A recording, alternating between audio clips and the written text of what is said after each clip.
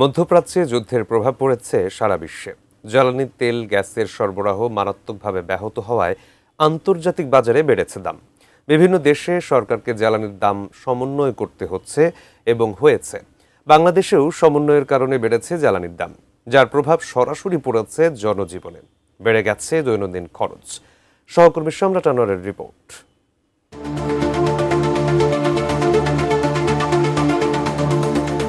ভীষণ ব্যস্ত শহরে নিজের জন্য দুদণ্ড সময় বের করা কঠিন। তীব্র প্রতিযোগিতা চলে সময়ের সাথে লড়াই করে টিকে থাকার। এরই মাঝে অবসাদে শরীর নুয়ে এলে এভাবেই স্বস্তির খোঁজ করতে দেখা যায় অনেককে, যেখানে কিছু সময় অন্তত দুশ্চিন্তা থেকে দূরে থাকা যায়। বাজারে নিত্যপণ্যের দাম হুট করে বেড়ে গেল কিনা, যাতায়াতের মাসিক হিসেবে বাড়তি খরচের চাপ পড়ল কিনা, কিংবা বাসাবাড়ির রান্নায় গ্যাসের খরচ, লোডশেডিংয়ের অস্বস্তি, কোনো দুশ্চিন্তা এ সময় অন্তত থাকে না। যখন ঘুম ভাঙে তখন আবারও জীবনের নানা সমীকরণ মেলাতে শুরু হয় ব্যস্ততা, যেখানে প্রভাবক থাকে নানাবিধ। এই ধরুন, যেমন যুদ্ধ চলছে সুদূর মধ্যপ্রাচ্যে, কিন্তু দুশ্চিন্তা বেড়েছে দেশের মানুষের, কেননা জ্বালানির ব্যবস্থায় যে টান পড়েছে, যে কারণে বেড়েছে দাম। শামীম মিয়া চায়ের টং দোকান চালান কম বেশি 15 বছর ধরে। এখান থেকে যা আয় হয় তা দিয়েই চলে সংসার। সম্প্রতি গ্যাসের সিলিন্ডারের দাম বেড়ে যাওয়ায় খরচ বেড়েছে তার। বেঁচে কিনা কম, তারপর বাজারে গেলে অনেক জিনিসের দাম বাড়ছে, গ্যাসের দাম বাড়ছে। চা বেচতে গেলে মানুষের তরকারি করা লাগে। গ্যাসের দাম 2200 টাকা, একটা চা গ্যাস হলে 10 টাকা, 15টা চাইলে অনেকই। জামালপুর থেকে সবজি ঢাকায় এনে পাইকারি বিক্রি করেন সুরুজ শেখ।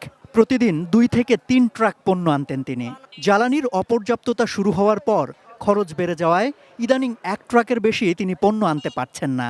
যে গাড়ি ভাড়া আছিল 6,500, এই গাড়ি ভাড়া দিয়ে নাকি 8,500 9,000 টাকা ভাড়া বাইরে আছে অতিরিক্ত। পাইকারি বাজারের সাথে যারা যুক্ত তাদের ভাষ্যও মোটামুটি এক। পরিস্থিতির সাথে খাপ খাওয়াতে কিছুটা কষ্ট হচ্ছে।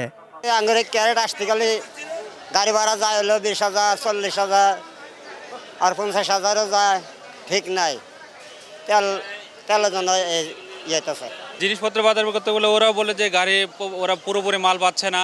আমরা কিনতে যাচ্ছি, আমরাও মনে করেন পুরোপুরি মাল ঠিকভাবে নিতে পারতেছি না। গাড়িতে উঠবো, সেক্ষেত্রেও আপনার বাড়তি ভাড়া দিতে হয় কিছু। এই ক্ষেত্রে পুরোপুরি সংসার চালাইতে মোকাবেলার সম্মুখীন করতে হচ্ছে। কথা হয় অটো চালক বশির উদ্দিনের সঙ্গে। বিদ্যুতের চার্জে তার অটো চলে, তাই জ্বালানি তেল নিয়ে চিন্তা নেই। কিন্তু বাজারে সবজি সহ বিভিন্ন নিত্যপণ্যের দাম ঊর্ধ্বমুখী হওয়ায় কপালে আছে চিন্তার ভাঁজ। আমরা খাওয়া দাওয়া হয়ে যাবো, আয় উন্নতি করতে পারবো না। ঘর থেকে বের হলেই যাতায়াতে বাড়তি খরচ, পণ্য পরিবহনে খরচ বেড়ে যাওয়ায় বাজারে জিনিসপত্রের দামও বাড়তি। লাইনের গ্যাসের অপর্যাপ্ততায় এতদিন ভরসা ছিল যেখানে সিলিন্ডারের গ্যাস, সে গ্যাসের দামও বেড়েছে। এ অবস্থাকে যুদ্ধের বৈশ্বিক প্রভাব মানলেও পরিস্থিতি ঠিক হলে দেশের ব্যবসায়ীরা যে দাম আবারও কমাবেন সে ভরসা করা কঠিন বলেই মনে করেন অনেকে। দৈনন্দিন খরচে তবে কি আরও হিসেবি হওয়ার পরামর্শ থাকবে? সম্রাট আনোয়ার, এটিএন নিউজ, ঢাকা।